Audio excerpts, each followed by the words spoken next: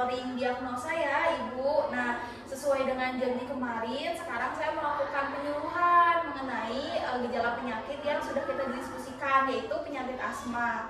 Nah, di sini pertama-tama saya mau ngejelasin dulu apa itu asma. Nah, di sini Ibu sama Ade bisa baca pengertiannya. Intinya asma itu tuh penyakit, yaitu penyempitan saluran nafas. Nah, itu tuh menyebabkan Ibu jadi sesak nafas, terus juga dadanya jadi berat.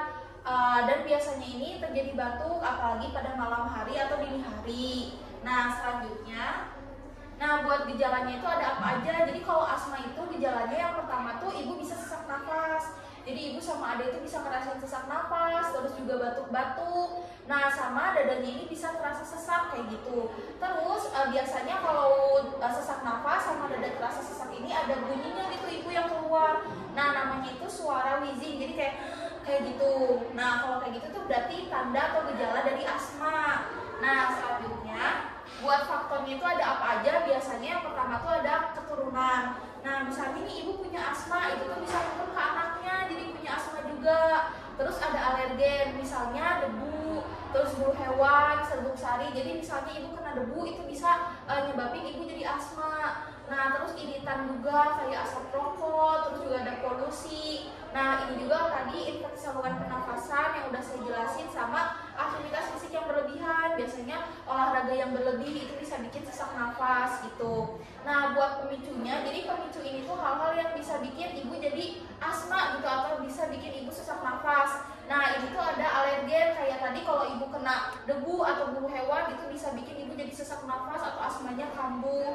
Terus Ibu olahraganya tuh terlalu berat gitu, misalnya larinya kecapean dan lain sebagainya.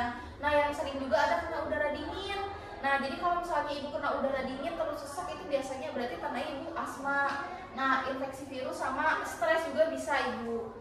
Nah, lalu buat obatnya, nah ini tuh ada obat jangka pendek sama jangka panjang. Nah, kalau obat jangka pendeknya ini namanya inhaler.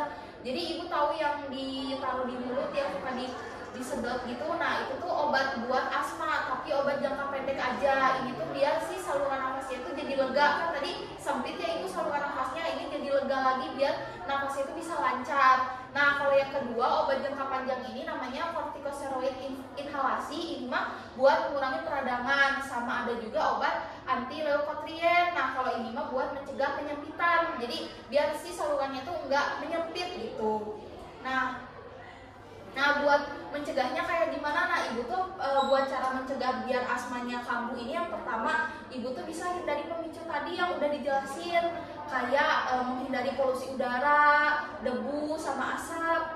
Nah, abis itu Ibu juga kalau ada di daerah yang emang polusinya tinggi, Ibu ini bisa pakai masker gitu biar asmanya enggak kambuh. Abis itu Ibu tuh bisa ngelakuin vaksinasi, jadi divaksin gitu Ibu. Ada namanya vaksinasi flu sama pneumonia. Ini tuh biar ngurangin resiko serangan asma gitu. Abis itu juga Ibu tuh harus menjaga kebersihan lingkungan, kayak ganti spray, bantal gitu biar enggak berdebu gitu. Nah, abis itu Ibu tuh harus atur pola hidup sehat. Nah, kayak makannya yang bergizi, terus olahraga, tapi olahraganya juga teratur dan gak boleh berlebihan. Abis itu buat bapak-bapaknya mungkin dikasih tahu buat jangan merokok. Nah, abis itu Ibu juga harus kelola stresnya dengan baik. Kalau misalnya udah berobat, ada obat dikonsumsi secara teratur. Nah, abis itu diidentifikasi misalnya asma Ibu ini tuh kayak batuk atau mengi atau sesak nafas gitu asmanya. Nah, yang terakhir itu Ibu tuh bisa kalau asmanya muncul kayak tadi sesak nafas terus, dadanya sakit. Nah, itu tuh Ibu bisa langsung berobat atau mengonsumsi obat-obatan atau menghentikan aktivitasnya. Jadi kalau misalnya udah dadanya sakit atau sesak nafas, Ibu bisa minum si inhalasi tadi gitu kalau misalnya udah diberikan sama dokter. Nah, kurang lebih itu Ibu penjelasan mengenai penyakit asma. Ada di sini ada yang mau ditanyain dari Ibu atau adik-adik? Oke, mungkin Ibu-ibu sama adik-adik udah cukup. Kalau misalnya nanti ada yang mau ditanyain lagi, boleh kontak saya aja ya Ibu ya. Kalau begitu, terima kasih sudah mendengarkan saya. Wabillahi taufiq wal hidayah. Wassalamualaikum warahmatullahi wabarakatuh. Waalaikumsalam.